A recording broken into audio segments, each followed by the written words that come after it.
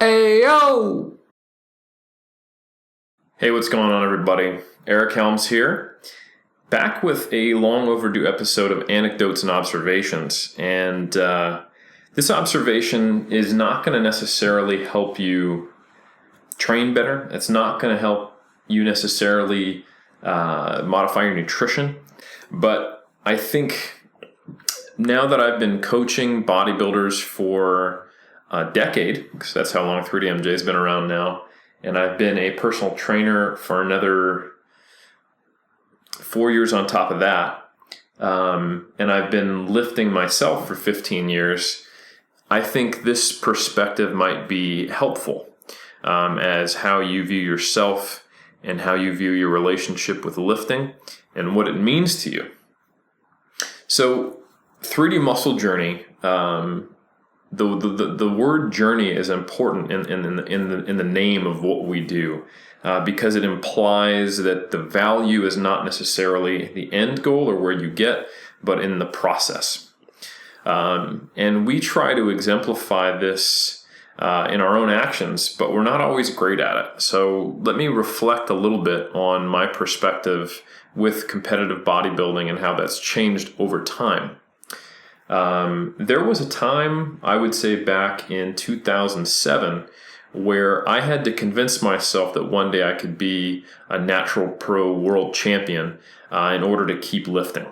And I respected the people who I saw in the Grandmasters and the Grandmasters to get on stage who were not as good as they used to be, say when, they were in their 40s and 50s, if they're in their 50s, 60s, and 70s. I thought it was amazing that they were still bodybuilding, still getting in shape, and some of them bringing really good physiques to the stage, but still not as good of a physique when they're in their late 40s, early 50s, and prior.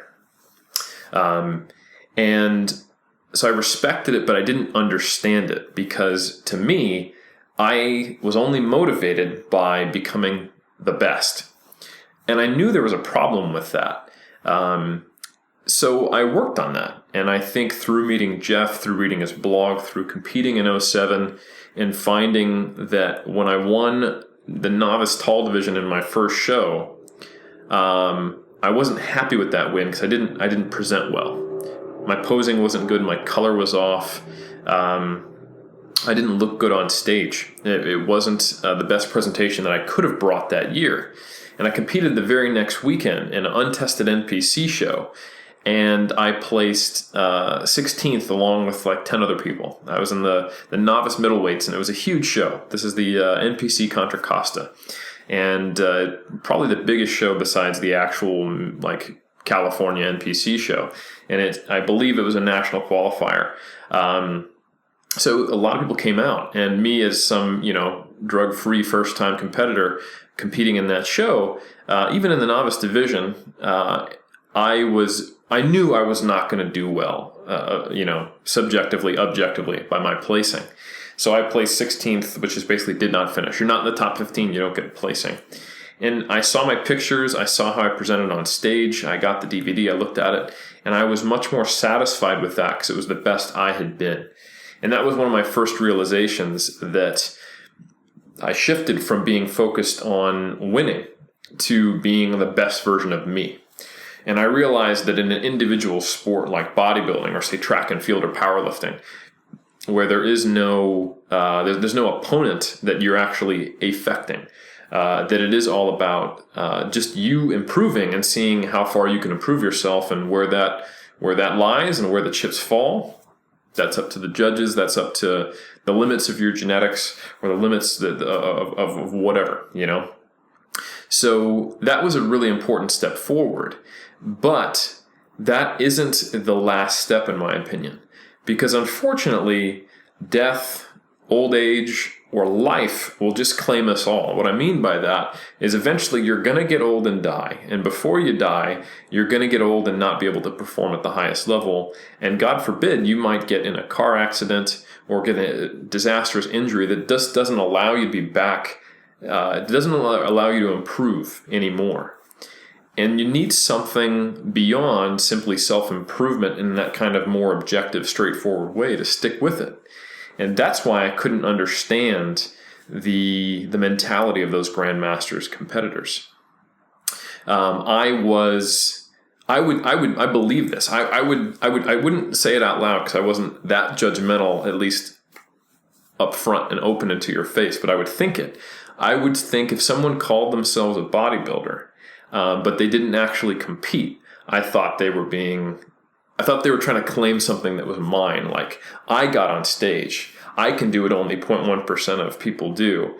And that means that I'm special. So I get to have the bodybuilder title. You can call yourself a bodybuilder, but I know you're actually you just lift weights to try to affect your body, you know. You're not as hardcore as me. You don't have the same kind of dedication, desire, and discipline that I do. In essence, I'm special and I'm better than you, was what I was thinking. Whether I realized it or not, by claiming that I only have that only competitive bodybuilders can call themselves bodybuilders. But the ironic thing, and this is where I really want you to listen, was if I come from the future and I took a time travel machine and I stepped out and I said, hey, 24-year-old Eric, you're not going to be Mr. Olympia. You simply don't have what it takes. You're not going to be Mr. Natural Olympia. You're not going to be a WNBF Pro World Champion. But you'll be able to take it pretty far and you'll surprise yourself. I might have quit back then. But the person who was saying, I'm a bodybuilder, but who didn't even compete, they'd still be in the gym that next day. So who was more dedicated?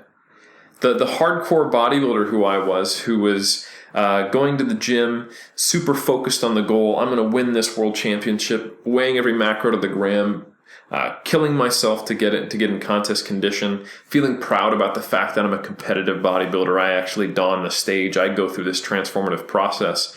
But oh my God, you tell me I can't be first place and I'm not going to lift anymore, while this other person might be lifting their entire life. Who's the real bodybuilder there?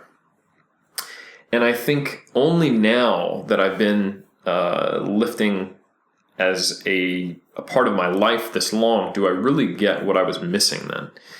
And this is something I've also learned through my historical studies. When I understood what came before bodybuilding was the Iron Game, and before the Iron Game was physical culture. And physical culture and the Iron Game historically was people who were completely committed in their lives to improving themselves. And they lifted weights hard. They tried to get as strong as they possibly could. They tried to improve their physiques as much as they could. Their standards were a little different and their focus was a little different. But they saw physical fitness as an embodiment of mental fitness, of spiritual fitness, of holistic personal development. That they believed in the old Grecian ideal that a fit body reflects a fit mind and a fit spirit. We've really lost that in that we will sacrifice our mind and our spirit to get in a certain type of physique. And there are people who are trying to get a little back. Like, obviously, before I even knew the history, 3D Muscle Journey had elements of that, of trying to find balance, of focusing on the journey, of focusing on dedication, desire, and discipline versus just the end goal, and valuing our clients, whether they were world champions or first-time competitors, just for doing the best that they could. And also, I think being drug-free is a part of that. We're not putting bodybuilding above health to the same degree. Not that I'm hating on enhanced lifters. That's a personal choice. But without really knowing it, we were a little closer to this original ideal of holistic bodybuilding. And our coaching philosophy is to help our athletes take the life lessons they learned from bodybuilding about pushing themselves to the point where they find out that the limits they thought they had were not those limits, that they were much more powerful than they knew. So we see bodybuilding as something that's very empowering, and then we try to help our clients take it out of bodybuilding and enact that in their relationships, enact that in their career, enact that in their life, to do positive things, to be productive. And because physical culture went to the Iron Game went to bodybuilding, there's a big disconnect. And there's a lot of bodybuilders I know who work extremely hard, who are very, very dedicated, but they're not intentional with understanding, here's what I've learned from the sport, and I can take it out there into the world, make it a better place. I can be more dedicated to the relationships. I can be more dedicated to my values, my integrity. I can be more dedicated to making my life better, being happier, and to helping my tribe or my loved ones, right? So that's something that us at 3D Muscle Journey, we realize and that we try to do with our athletes. We coach them as humans who have this incredible outlet to learn their own potential and their work ethic. And now we're trying to help them bring it beyond that and see where the double-edged sword is as well. And that's what I missed. So what I want to really, the take-home message here is that if bodybuilding disappeared, or if your goals in your sport, if you couldn't get to worlds, if you couldn't set a PR, if you couldn't improve your total, if you're an Olympic lifter, a weightlifter, if you're a power lifter, if you're a strongman, if you're any type of lifter and you have a competitive desire or an external goal like hitting a PB, like achieving a certain body fat percentage, or weighing a certain amount, or hitting PR in the gym, if it's something external, and if you ask yourself deep down, if I could know with certainty that I would not improve anymore, or that I could not reach that goal, would I stop training? And if the answer is yes, no matter how hardcore you think you are, you need to reconsider your perspective and think about, do I really love this? Am I committed to this lifestyle? Does it mean something to me? Right? Because progressive overload is so much more than a tenet in training.